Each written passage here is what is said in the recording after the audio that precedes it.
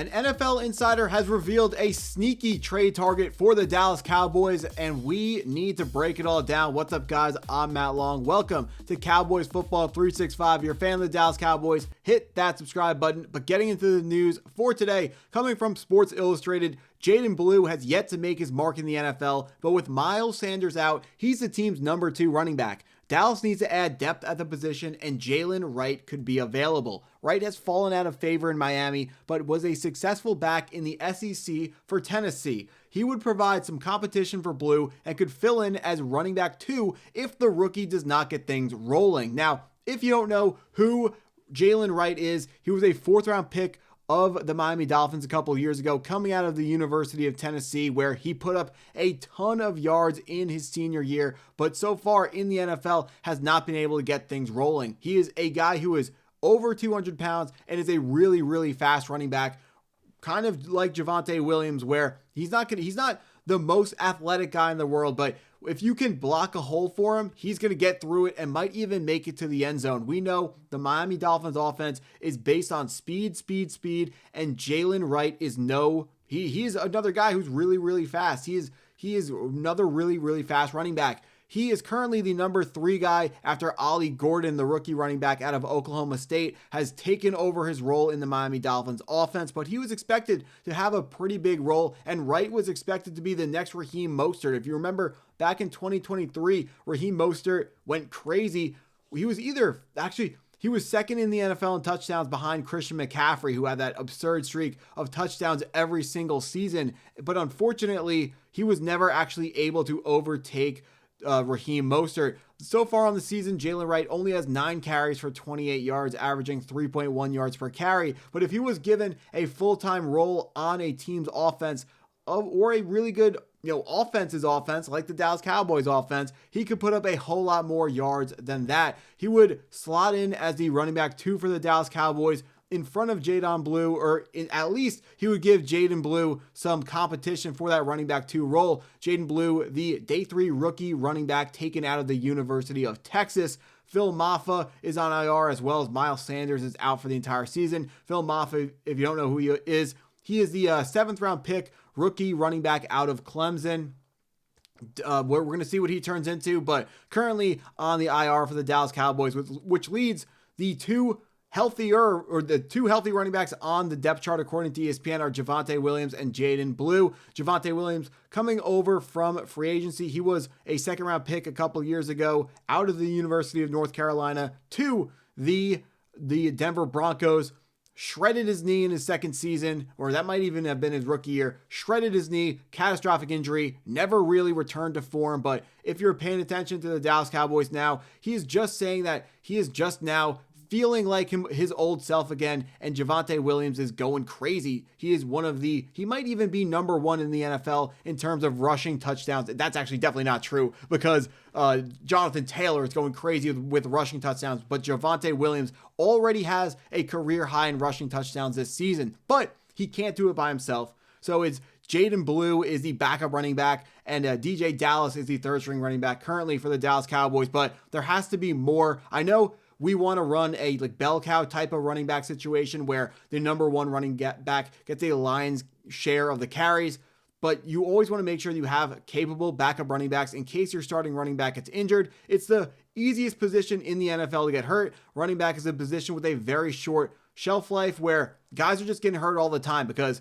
when you're a wide receiver, you can run 15 routes without ever really being touched by a defender. But as a running back, every single time you're handed the football, which is going to be at least 33% of the plays that you're on the football field for, you're going to get hit. You're either going to make it into the end zone or get hit, and a lot of touchdown runs, you're still going to get hit as well. So it's a very dangerous position to play, and it's not a coincidence that a ton of running backs in the NFL are guys that are getting hurt at a higher rate than other players. So that's just another reason why the Dallas Cowboys need to invest in more running backs, because this offense is the machine that makes this entire team go.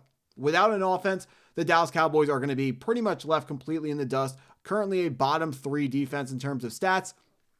In terms of points allowed per game, the Dallas Cowboys are bottom 3. And unless something changes in the trade market, we have DeMarvion Overshown coming back from an injury that he sustained last year. But if there's no trade, made for a good defender, this defense doesn't really project to get a whole lot better. Now, I know Jerry Jones has talked about how he wants to see the mistakes get cleaned up, and he's absolutely right. A lot of improvements can be made for this Dallas Cowboys defense in-house. Like, the guys that are already there, you may not even have to trade for too many people, because the guys that are here can say, we're going to play better, we're going to be better prepared so we don't have miscommunications on the back end to give up long touchdowns. We're going to, fight. We're going to make sure we stay in our gaps. We're going to play with high levels of gap discipline as linebackers. We're going to make sure that we are doing what we need to do, fighting hard in the trenches of the defensive line, and trying to find a way to maximize the current talent that is on this Dallas Cowboys roster. Matt Eberflus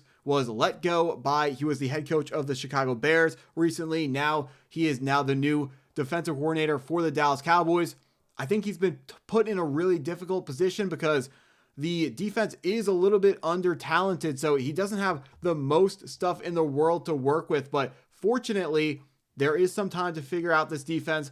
Next week, going up against the Arizona Cardinals on Monday Night Football, they've really struggled. They're coming off a bye, so Kyler Murray is going to have some extra time to, one, come back from the injury that he's dealing with, and two, he has had more time to prepare for this Dallas Cowboys defense. So he's going to be more appraised of what's going on when he comes to Jerry's World, comes to AT&T Stadium, and he's going to be ready for what we are going to be able to throw at him. Eberflus has to find a way to have something else schemed up, some wrinkles to be put into the game plan to throw Kyler Murray off his game. After that, we head over to Las Vegas to face the Raiders, who this week are getting Brock Bowers back healthy.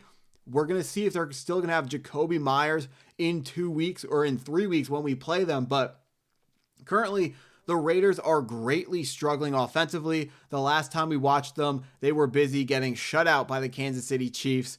Very, very embarrassing game, but it shows that their offense is something that can be shut down. And if Matt Eberflus watches that film over, Chiefs versus Raiders, takes some notes, implements some things from the Chiefs defense into the Dallas Cowboys defense, there's a high probability that Raiders offense can be absolutely shut down. Geno Smith, for the first 7 weeks of the season, led the entire NFL in turnovers. We got Deron Bland, who loves making interceptions and taking them back to the house. We need to be putting our defenders, coaching-wise, schematically-wise, we need to put our defenders in positions to make big plays. And if any one of these games, the Dallas Cowboys defense can get that one big turnover, that can be the difference in the whole game, because Dak Prescott is going to carry that offense and make great things happen, especially now that Ceedee Lamb is back from his injury and that we have the entire run game going as well as we really could have hoped for. It's looking so good. But after those two games, it gets much tougher schedule-wise. The Philadelphia Eagles, to start the season, they're almost exclusively out of the shotgun. It looked like a college offense in the NFL. Didn't work for a good reason, but it does seem like the Eagles are starting to turn a page and they're figuring out how to properly play offense with the personnel they have. And it's going to be really tough for the Cowboys to slow that down. And that's going to be a really tough game. And of course, in about a month, the Kansas City Chiefs, they are probably the best team in football right now. If you ask a lot of people, they're 5-3, but they're fully healthy now. They got Rashee Rice back, got Xavier Worthy back. Travis Kelce has turned back the clock to 2 years ago. That offense is looking really scary. And these are going to be some great games to watch our Dallas Cowboys. See what they got defensively. Maybe Jerry Jones makes a trade to go pick up a defender. Maybe these guys just band together and start playing better football. Maybe it doesn't get better and we keep giving up 250 points per game, but there's only one way to find out. We got to watch it happen. So please, if you are new to the channel, hit that subscribe button. Thanks for watching if you stuck around this long, and go Cowboys.